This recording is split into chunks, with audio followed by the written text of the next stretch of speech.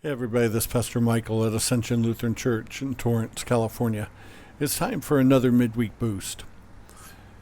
This morning at breakfast, my wife and I were talking about how sometimes God doesn't coddle us and hold our hand to get us through a certain situation. He just expects us to stand firm and to believe. And one example of that we talked about was in Exodus chapter 14. This is after the people of God have witnessed all of the miracles, the plagues that God had brought upon Egypt in order to make the Pharaoh let the people go. They had gone through the Passover and been miraculously saved by the blood of the lamb on the doorposts. And now they were up against the Red Sea, seemingly no place to go. And so they started complaining and losing faith. And they turned to Moses and they said, "Did you just want us to die out here? What, weren't there enough graves in Egypt that you had to bring us out here to die?" And Moses doesn't coddle them at all. He doesn't hold their hand and try to remind them of all the things that God has done just recently to bring them through and why don't they now trust him. He just said, "Be quiet. Be quiet and know that God will work for you." You know, I've been a Christian long enough to know that God has always brought me through. Always.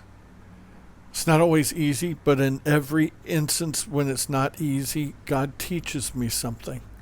And I gain strength and character because of what I've gone through.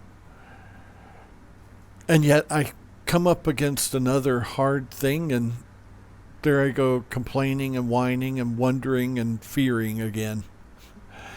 Sometimes I don't need to be coddled. I just need to be told, be quiet and trust God. It reminded me of a story, and I shared it with Kimberly. When I was in college playing tennis, the number one player on our team was not my regular doubles partner, but my doubles partner had gotten sick. And so while I was the number two player, me and this other fella had never played together. But I knew he was a really good player. I had never beaten him, and so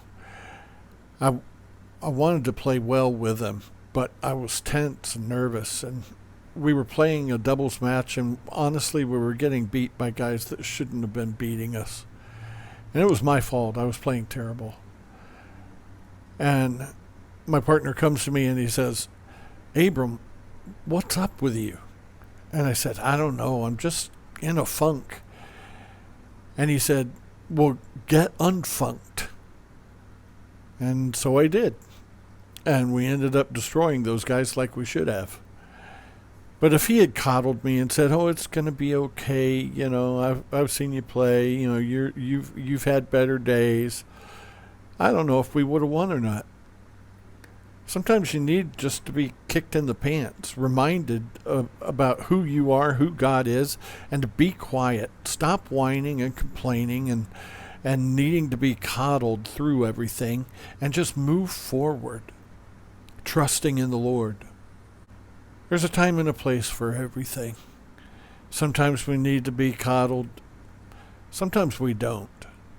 Sometimes we just need to remember that God rules and reigns.